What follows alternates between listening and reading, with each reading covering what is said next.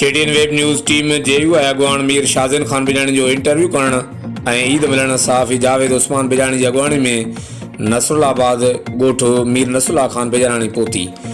ज़िले कश्मीर कंदकोट जेकाबाद शिकारपुर ज़िलनि समेत मुख़्तलिफ़ इलाइक़नि खां आयल सवें माण्हुनि मीर शाज़िन ख़ान बिजाणी सां ईद मिलण लाइ मीर शाज़िन ख़ान बिजाणी जे बंगले ते पहुतल हुआ।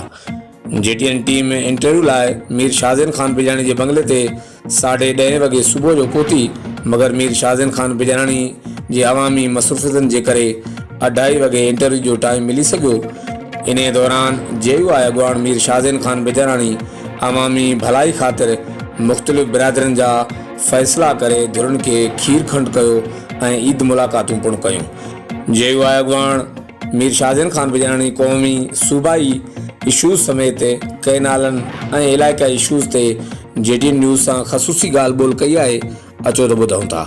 हिन वक़्तु असीं मौजूदु आहियूं JU अॻवान मीर शाज़िन ख़ान बिजाणी सां गॾु। साईं जन सां असीं जेका मुल्की सूरत हाल सां गॾु जेकी सिंध जी सूरत हाल आहे, जेको एहतियात थिए पियो केनालनि ख़िलाफ़, उन मुतालिक़ गुफ़्तगू कंदासीं। उन खां अलावा जेकी असां ज़िले कश्मीर कंदकोट में बदअमनी जी सूरत हाल आहे, उन ते बि असां ॻाल्हि ॿोल कंदासीं। साईं, सभु खां पहिरियों तव्हांखे ईद मुबारक। ख़ैर मुबारक। तव्हां ईद जे मौक़े ते तव्हां कहिड़ो पैगाम ॾींदो? असां ईद जे मौक़े ते असां सभिनी खे जेको ईद मुबारक चवंदासीं ऐं अमन जो ई पैगाम ॾींदासीं। छाकाणि तव्हां पाण ॾिसो त असांजे दिलि में जेको बदअमनी उरूज थी वई आहे, त असांजे इहो ई माण्हुनि खे पैगाम हूंदो। ऐं नंढी नंढी ॻाल्हियुनि ते जेको जज़्बात में अना में अची करे विड़ी पवनि था ऐं इंसान जी जानूं ज़ाया थियनि थियूं।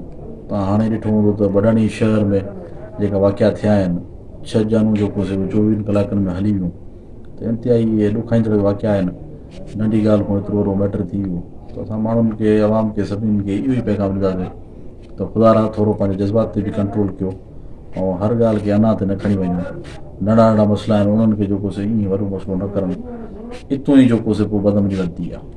अच्छा, मुल्की सूरत हाल तव्हां ॾिसो पिया, जेको आहे त बलूचिस्तान में कशीदगी आहे ऐं मुल्क में बि सियासी अदम इस्तेकाम आहे। सिंध में जेको पाणी जो केनल वारो मसइलो आहे ऐं उन खां अलावा KPK में दहशतगर्दी जो मसइलो आहे। इन बारे तव्हां छा चवंदा?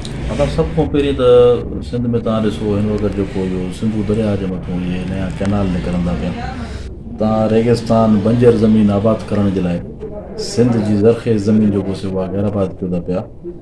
पाणी जेको आहे उहो हाणे असांजो सिंधियुनि जो जीअण मरण जो जेको मसइलो आहे, इहो को आम मामूली मसइलो न आहे। इहो जेको हिकिड़ो वॾो जेको इहो मसइलो आहे, इन में सॼी सिंध जेका आहे उहा तव्हां पाण ॾिठी आहे त हिन वक़्तु उजागर थी आहे, सिधी क़ौम उथी बीठी आहे। ऐं वफ़ाक़ खे जेको पंहिंजो हाणे इहो होश जा नाखून हणणा पवंदा।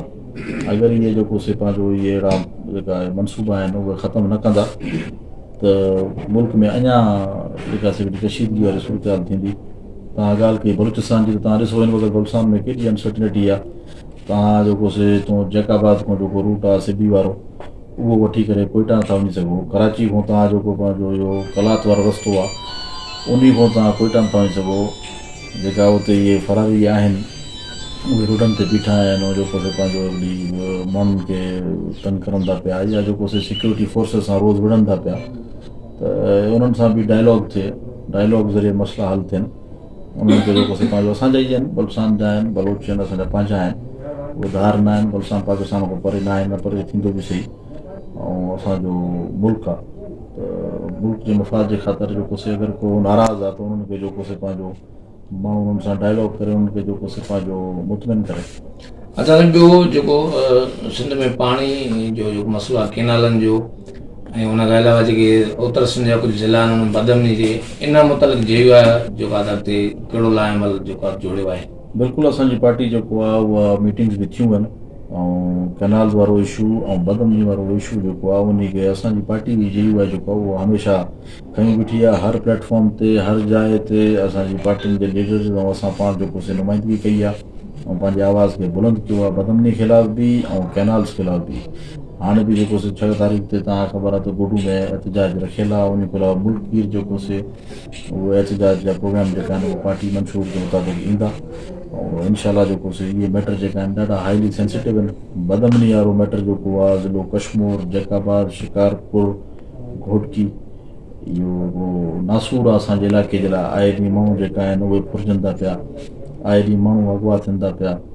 ऐं हिते जेको न पुलिस ज़ाहिर आहे, न हुकूमत ज़ाहिर आहे, न हुकूमत जी रिट आहे, न पुलिस जी रिट आहे। हिकिड़ो ग्रैंड ऑपरेशन थिए जंहिंमें जेको लोकल रोडनि जो सफ़ायो थिए, न जेके न त इहे शयूं न थियूं त असांजे इलाइक़नि में अमन जी फिज़ा कॾहिं काइम ई न थींदी। ऐं कैनाल्स जेको उहे कतनि जेको ठहणु न छॾिबा।